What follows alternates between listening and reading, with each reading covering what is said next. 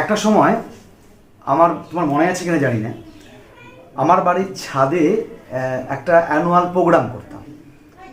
ছেলেমেয়েরাই সব কিছু আয়োজন করতো। সেখানে আমি প্রথম অমৃতাকে নাচ করতে দেখেছিলাম, এবং তুমি বিশ্বাস করবে কি না, ওটা আমার দেখা প্রথম ধ্রুপদী নৃত্য ছিল।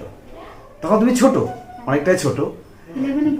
হ্যাঁ, আর দ্বিতীয়ত যখন তোমার ক্লাস 8-এ পেপারে তোমার নাম ছবি দিয়ে পাবলিশড হলো, তখন জানলাম যে নৃত্যশিল্পী বা নৃত্যশিল্পকে নিয়ে এগোলেও জনপ্রিয়তা পাওয়া যায়, লোকের সামনে আসা যায় বা ইত্যাদি ইত্যাদি। এর আগে আমার এই বিষয়গুলো নিয়ে আমি ব্যক্তিগতভাবে বলবো আমার ধারণা ছিল না। কাজে আমার এই আজকে আমি সংস্কৃতি ভালোবাসছি, কাজকর্ম কিছুটা চেষ্টা করছি সকলকে তুলে আনা বা সকলের কথা সবার সামনে আনা, সেটার অনেকটা জিনিস তোমার জন্য। কারণ আমি সবাইকে বলি, যেখানেই যাই আমার পরিচিত জায়গায়, যে অমৃতা আমার ওই ধারণাটা এনে দিয়েছে, বদলে দিয়েছে বলবো না, এনে দিয়েছে। কিছুটা হলো অভিজিৎ আছে এই জন্য। অভিজিৎ কাছে গান প্রথম শুনলাম, এবং আমি ওই দিন দেখলাম যে নাচ কি জিনিস, আমার মনে আছে দৃশ্যটা এখনো।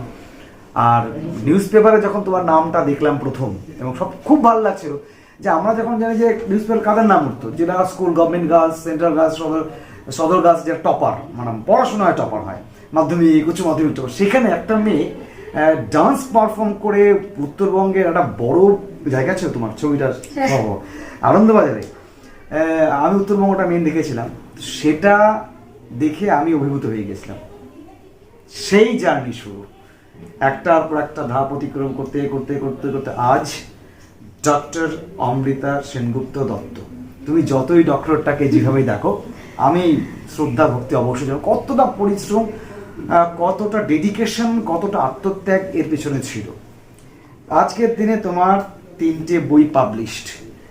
A guide book on dance for UGC net JRF examination, প্রথম বই 2019-এ পাবলিশড হয়। দ্বিতীয় বই সাংস্কৃতিক বিবর্তনের আধারে উত্তরবঙ্গের রাভা জনজাতি, ডক্টর অমৃতা সেনগুপ্ত দত্ত, 2025 জানুয়ারিতে পাবলিশড হয়। তৃতীয় বই লোকায়ত দর্পণে উত্তরবঙ্গের লোকনৃত্য, ডক্টর অমৃতা সেনগুপ্ত দত্ত, এটাও জানুয়ারি 2025-এ কলকাতা বইমেলা থেকে পাবলিশড হয়। তোমার প্রচুর জার্নাল তুমি এখন লিখছো, তোমার শ্রীলঙ্কা ইউনিভার্সিটিতে তোমার জার্নাল ওখানে অ্যাফিলিয়েশন হয়েছে, বিভিন্ন জায়গা থেকে তুমি প্রচুর প্রচুর সম্মান পেয়েছো। এই বিরাট জার্নি কতটা স্যাটিসফাইড? 10-এ অমৃতা নিজেকে কত দেবে? নাম্বার আলাদা করে মোটামুটি কি মনে হয়? অনেকটা বাকি, মানে সবাই হয়তো এটা বলবে যে না, এখন সেই জায়গা থেকে দাঁড়িয়ে শিশু নিকেতন জুনিয়র বেসিক দেন সেন্ট্রাল গার্লস, ওইখান থেকে যে জার্নিটা শুরু হয়েছিল, সেটা গিয়ে আজকে একটা জায়গায় পৌঁছেছে। কিছুটা হলেও স্যাটিসফাইড? হ্যাঁ, অবশ্যই ভীষণভাবে। মানে পূর্ণতা তো কখনো শেষ হয় না, পূর্ণ সম্পর্কে তার তো কোনো শেষ নেই। তবে আমাদের তো ছুটতে হয়, অহরহ ছুটতে হয়, কিন্তু আমার ছোটাটা একটু অন্যরকম। মানে আমার এই আমি নিজে কতটা নিজে না ছুটছি, তার থেকে আমার শিক্ষক, গুরু, আমি যেটা মানে বারংবার বলবো, আমার শিক্ষকরা, মানে আমার তোমার বাড়ি থেকেও প্রচুর পাওয়া, মানে দেওয়া কতটুকু, একটা অনুষ্ঠানে পারফর্ম করা, পাওয়া একটা শিল্পীকে বা একটা মানুষকে তৈরি করতে গেলে তার নৈতিক শিক্ষাটা তো খুব দরকার হয়।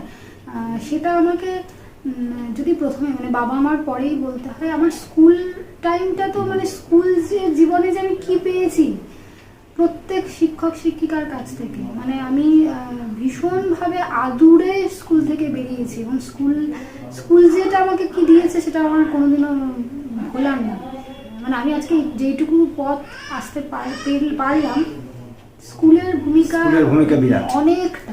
স্কুল লাইফ তোমার জীবনে একটা বড় দায়িত্ব ভূমিকা পালন করে, বিশাল বড়, অনেক বড়। তারপরে এগোনো, আমার বাবা মা রয়েছে, বাবার তো আমার যেটুকু কোয়ালিফিকেশন, আমার ইভেন আমার গবেষণাপত্রের ধরে ধরে পেন্সিল দিয়ে কারেকশন করাও সেটা আমার বাবা করে দিয়েছে। ফিল্ড ওয়ার্ক তো রয়েছে। আমার আমি যাদের কাছে শিখেছি, হ্যাঁ, তারা আমাকে শুধুমাত্র যে শিখিয়েছে নাচ শেখানো তা না, মানে এদের কোন গুণ আমি বলবো বা কোন গুণ ছাড়বো, হ্যাঁ, মানে টোটাল একটা মানুষের কমপ্লিশনের জন্য হ্যাঁ, তুমি সহযোগিতা সবার পেয়েছো। সবার পেয়েছি। আমরা চাই কিছু যে কিছু বন্ধুর পথ তো থাকে, কিন্তু সেটা আলাদা করে অবশ্যই। বলার না, কারণ সেটা আমার না, সেটা সবারই থাকে। এটা পার্ট অফ লাইফ, তোমার জীবনে আসবে। হ্যাঁ, এগুলো আসা উচিত, এগুলো আসে জন্যই আমরা মনে হয় একটা করে ধাপ ক্রস করতে পারছি। হ্যাঁ, সেটা তো থাকবে, অবশ্যই। আগামীতেও থাকবে। হ্যাঁ, আমি বারবার করে চাইবো যে আরো আরো এগিয়ে যাও। তুমি জলপাইগুড়ির মেয়ে হয়ে এত দূর কাজ করছো, এত ভালো জায়গায় কাজ করছো, ব্যতিক্রমী পথে কাজ করছো, তাই আমাদের সবার পক্ষ থেকে তোমাকে ভালোবাসা, আমার পক্ষ থেকে তো বটেই।